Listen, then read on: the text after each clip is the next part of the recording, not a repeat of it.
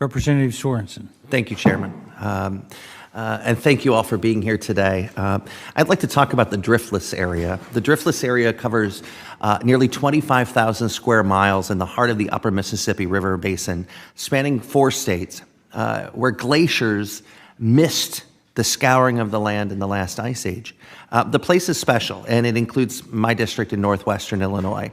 The region features extremely productive but very fragile soils, vulnerable to erosion.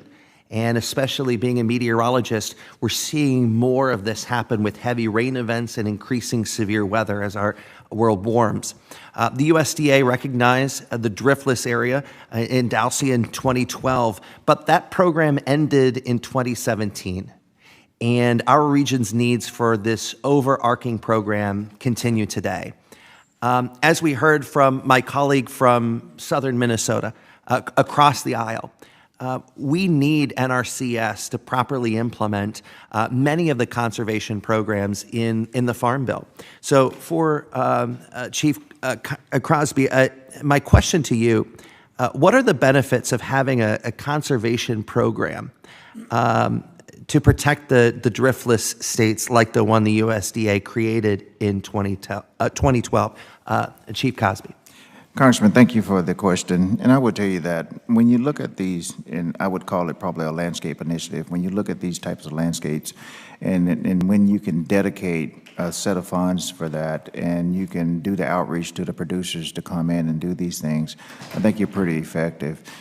We have these all across the country where we concentrate just on that area. And the driftless area is one of those areas that we have concentrated on, and we offer this. And then from the local standpoint, how do you build what those conservation needs are? What are the resource concerns? Because they could change over counties, they could change over states. And then how do you build something successful around that? And then how do you put funding towards that? And I would tell you that a lot of the things that we offer would fit there. When you talk about EQIP, you talk about CSP, you talk about RCPP, ACEP, all the programs that we administer would fit in that area. That's very good. And to continue, in a different realm, as a meteorologist, we're identifying an increasing El Nino for this growing season. And many of the producers in my district remember all too well what happened in 1988.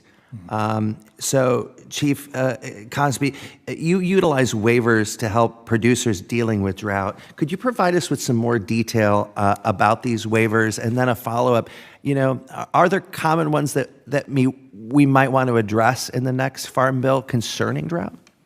So anytime you have to use waivers, it's interesting when it's not something that's permanent, and you use waivers at the discretion of what you're trying to accomplish. But I would tell you that the investments that have been made especially with the 2018 Farm Bill, and then when you put IRA and you put BIL and some of the other things on top of that, these investments, I think the resources are there. We just need to do probably a little more look-see and see where we could build on what we started there in the driftless area, and maybe how we build on that, and how do we do the outreach to producers to come in on that voluntary basis to do these practices. And I think we could work with you to look at this and maybe study this and see how we can expand. I appreciate that. To you, Administrator Ducheneaux, I'd really like maybe a little bit more clarification from the previous line of questioning. In my district, the farmers and the producers are ready for biofuels. We in northern, western, and central Illinois, we are ready to power the future.